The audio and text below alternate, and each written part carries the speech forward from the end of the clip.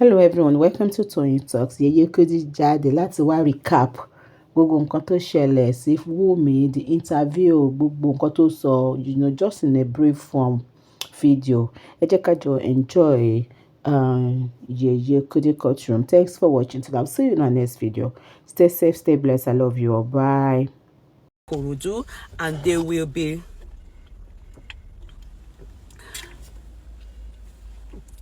cross-examined. You understand? They will be cross-examined and asked loads of questions. We were told that Wunmi was on the stand yesterday in the court where she stood for over 5 hours. In fact, she was bombarded with a lot of questioning.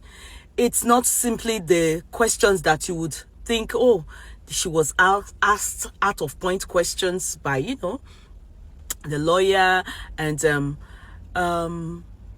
also many things came up. In all the things that Wunmi had to say,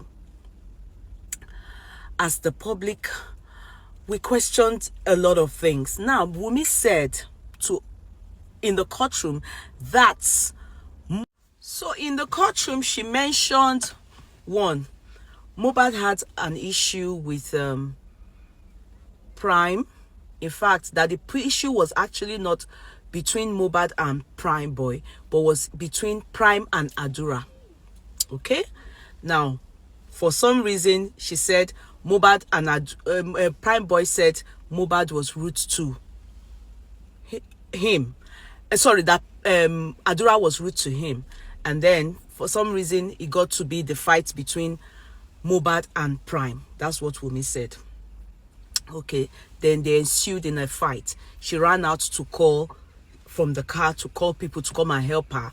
And afterwards, she said Muhbad tried to hit Prime or fought with Prime.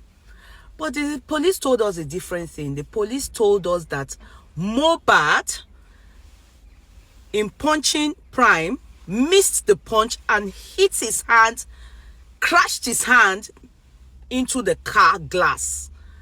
You understand? So, who is lying? And then Muhbad sustained injuries that started bleeding. But Wunmi said in the courtroom that it was a minor cut. You understand? It wasn't anything to compare to what the police told. Okay, with all this said and done, like, okay, that's the thing. Then she said they got home. She never mentioned it was bleeding in the courtroom. There were many questions, so these questions were asked up to 5 hours. But I'm just like, we are interested in the cause of death. There are other things I would, mention in passing by as I'm talking. Like, okay, then she got home with her husband, and they got to the party at 7. Then she got home later in the night with her husband. On getting home, she massaged the hand with balm, and that was it. He was fine, and they went to bed, she claimed, and the next morning he woke up happy. You understand? He only had slight pains, nothing to worry about. But the police said he was having excruciating pains. Lifestyle told us, Lifestyle, who is the dancer to Muhbad, told us that when he was leaving Muhbad's house early that morning, he saw Muhbad, and also he said Muhbad had bruise, but because he was drunk a night before, he wasn't too aware of what happened at the Korodu concert. So he saw Bismi treating the hand and told Muhbad to make sure they go to. So Lifestyle, who is the dancer that left Muhbad on the early hours of Monday, early in the morning, and Muhbad still cracked jokes with him and stuff like that. So, where is the story of the blood now? If there's no blood, like the gushing of blood that Muhbad's auntie and Muhbad's dad said they saw in the house, then where did the blood take place? Because Wunmi said after Prime Boy and after they got home, she only balmed, massaged it, and he woke up not just with slight pain. So where's the excruciating pains from, you know? Then what is the need for a nurse? And what is the need for the rejection of going to the hospital? Yeah. If, okay, he rejected going to the hospital, could it be because he only had a minor cut, as Wunmi said? Yeah. Then when did it turn to excruciating pain that they had to call Muhbad's nurse, and then the nurse wasn't around? Then they furthermore called a nurse, which Spending, who is Muhbad's PA, suggested, and they got the nurse, but the nurse was far away in Cotonou, and that is Ogedengbe now, and she had Feisha Ogedengbe, she had to come all the way from Cotonou. So now she got to Lagos, Nigeria, from Cotonou, and she didn't bother to come that day. She was too tired. She went to bed. Then the next day they still called her, but Wunmi said there was not, you know, he was fine, he only had slight pain. Why was the need for them to give a scar? Because it was a scar, she said. You know, why was the need for anti-tetanus injection? Anti-tetanus injection, they don't give it except, you know, I'm lost here. Now Wunmi furthermore said the nurse came. Then she already told who called the nurse, who was Spending, that why didn't you even send the picture of the cut to, because the nurse didn't have it. Now remember, we were given the wound. It was a swollen arm with constant kind of cuts here, you know. We had it, GLB shared it at one point, yeah, and it was really swollen, and we saw the hand, it was shaking, like the person was actually in excruciating pains. So when did this swell come up that Wunmi wasn't aware? Anyway, Wunmi then said the nurse administered injection intravenously, but she was not there at one point. She was in the kitchen cooking whilst the nurse was taking care of her husband. Then suddenly she heard, okay, so she heard the husband calling out to his younger brother, who is Adura, to bring water.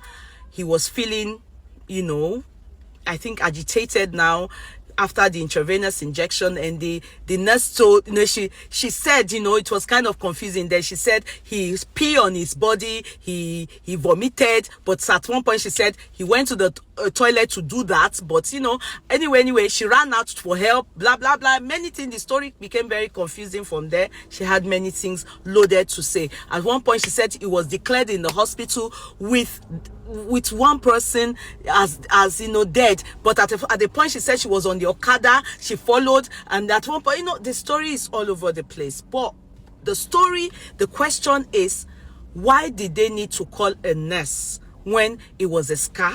Why did they need to call a nurse when it wasn't bleeding? Because they asked the question of the blood aspect. She said, oh, no, Baba Muhbad saw only very little blood. It wasn't anything to take note of. I mean, even Adura was sleeping on that part for days, you know, so it wasn't like anything notable. But Baba Muhbad said he saw soaked blood clothes.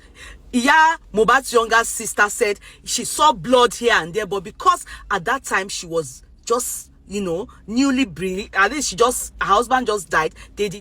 Okay, my question is, and I'm still like asking, why did they call a nurse if he only had a scar and no excruciating pain? If Wunmi claims it was cool, it was fine, you understand, just slight pains and like that's it, maybe slightly and everything.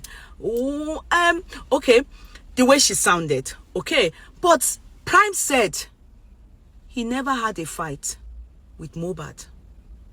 Prime said he never, and Prime said the fight or the argument was between Muhbad and the wife.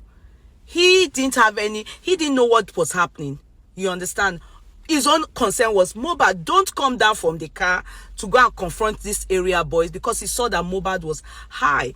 In fact, they asked questions from Wunmi that, you know, regarding the voice note, and she said Muhbad has loss of memory. He talks like that even the father is aware.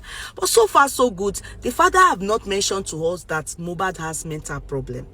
that should be put into consideration, because if Muhbad has mental problem, that means that when Muhbad also was saying that the NDLEA gave him some water or something like that, that means it's loss of memory. When he came out saying, if anything happens to me and dies, that means in Naira Marley, we should hold on to Naira Marley. That means it's loss of memory, because these questions need to be asked. You understand? So in all these things that we are asking, if we say selectively, we want to selectively take on, okay, if the voice note is loss of memory, then that means that other things that Muhbad had talked about regarding us holding on to Naira Marley, if he dies, then can we say that it's because Muhbad has mental problem? Because Wunmi have said to us that that part is all those things that Muhbad said, the clothes I don't want you to put on me, you are putting it on me. She said all those things is all loss of memory, mentally, he has mental issues, you understand? So can we then attribute all that to also the NDLEA and all the ones he said about Naira Marley? We need to be very careful here. We need to be very careful here. Also, they said, Adura she said some things about Adura still communicating with someone that is very close to the Malians, So the judge asked that they bring in Adura, but those that were there said Adura, the mother went out with Adura crying. They didn't know what she said to Adura, only for Adura to come in and was not able to witness in the court of law. He said he had been in the court for so long, he's very hungry and he's not up to it and up to the task. So the case being adjourned. So Muhbad's brother the judge asked that, aren't you going to do it? Just to find out the cause of the death of your older brother, but he refused. He said he wasn't up to the task. We don't know why that is so. I would have expected he would have gladly spoken with no hindrance and tell us what happened when they got home from Ikorodu. And from Ikorodu too, I would have thought he would have looked for, because out of everybody that came to the courtroom, I saw him very hale and hearty. He looked like he is capable, but they said he couldn't talk. He was hungry. Then Wunmi also said some things against Muhbad's dad.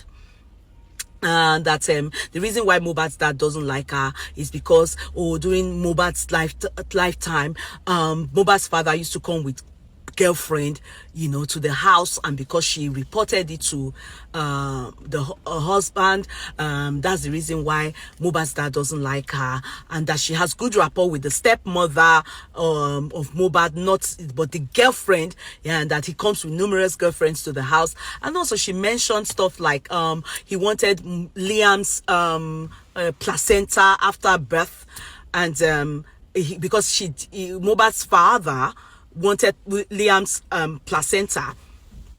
I think that placenta issue is just beating about the bush, but it's just to know the background of what is the problem between Muhbad's wife and Muhbad's dad. So she said because he wasn't handed over the placenta, and this is because of he's already married to, Muhbad has a stepmother, and it was Muhbad that said they shouldn't hand the placenta to the father. And she also said it was the father. They were 5 and 6. They were very close, because when she was in search, she couldn't conceive. It was the father that took her everywhere, and they also prayed and fasted together, and they were able to find a solution to the birth. That was when she conceived to the birth of Liam. So that's the reason why the hatred is coming, is for the fact that 1, he was not giving the placenta, Liam's placenta. 2, he used to come to their house with girlfriends, and he reported to the son. So anyway, Muhbad is not here to defend that. You understand? And I don't know how relevant that is to the case on ground. All we are saying is that there are so many things that is not adding up to what Muhbad's wife had to tell us. So I think on the 15th of November, hopefully there will be more she will add, and there will be more she will be able to retract and be able to put us on track. Many things missing. The puzzle